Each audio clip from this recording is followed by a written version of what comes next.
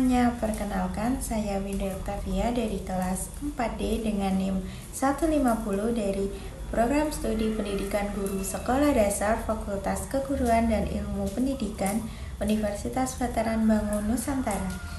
Yang pertama, yang terhormat kepada Ibu Gebi Adlistia Magister Pendidikan selaku dosen pengampu mata kuliah pembelajaran Bahasa Indonesia di SD dan teman-teman semua yang menyaksikan video ini. Di sini saya akan mereview atau menceritakan ulang legenda tentang asal-usul Telaga Warna.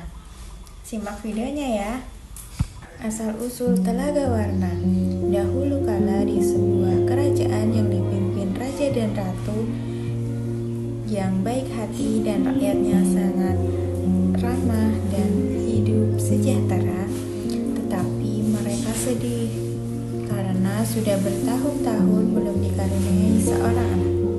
Setelah berusaha berdoa bertahun-tahun, akhirnya ratu mendapat kabar bahagia bahwa ratu dikaruniai seorang anak dan diberi nama Putri Gilang Rukmini.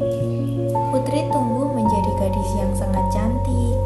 Karena raja dan ratu sangat menyayangi Putri, apapun permintaan Putri pasti dituruti.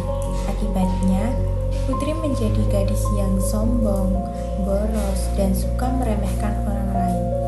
Singkat cerita, saat Putri Gilang Rukmini berusia 17 tahun, raja memberi hadiah kalung emas bertabur permata warna-warni.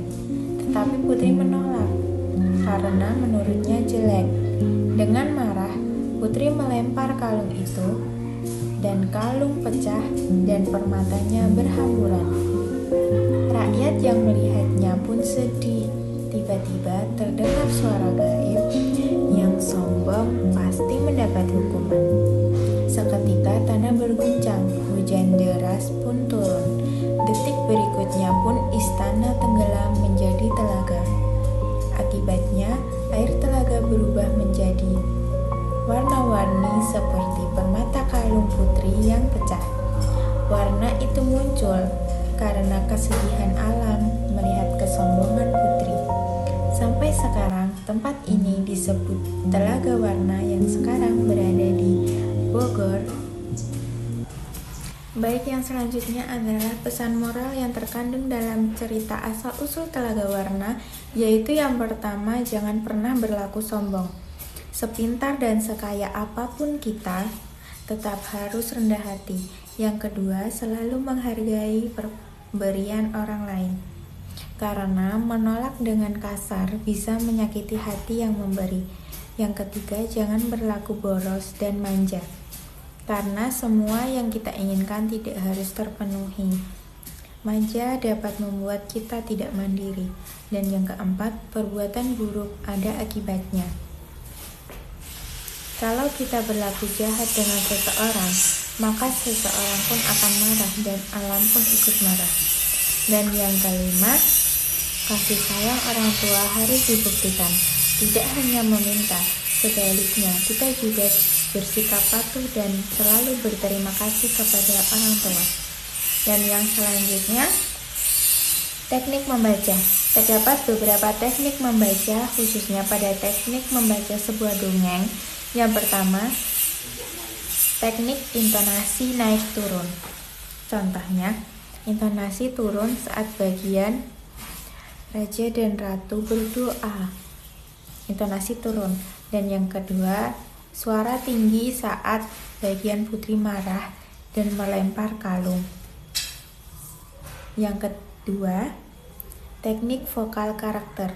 Contohnya raja, suara berat berwibawa, dan Putri, suaranya manja. Yang ketiga, teknik jeda dramatis. Contohnya, berhenti sebentar sebelum bagian tiba-tiba tanah tergoncang. Anak menjadi menunggu-menunggu dan merasa deg-degan. Yang keempat, teknik gerak tubuh. Contohnya, peragakan Putri saat melempar kalung.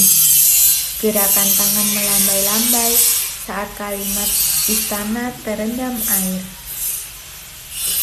Baik, itu saja yang dapat saya sampaikan di sini. Kurang lebihnya mohon maaf. Saya Winda Octavia pamit undur diri. Sampai ketemu di video selanjutnya. Bye bye.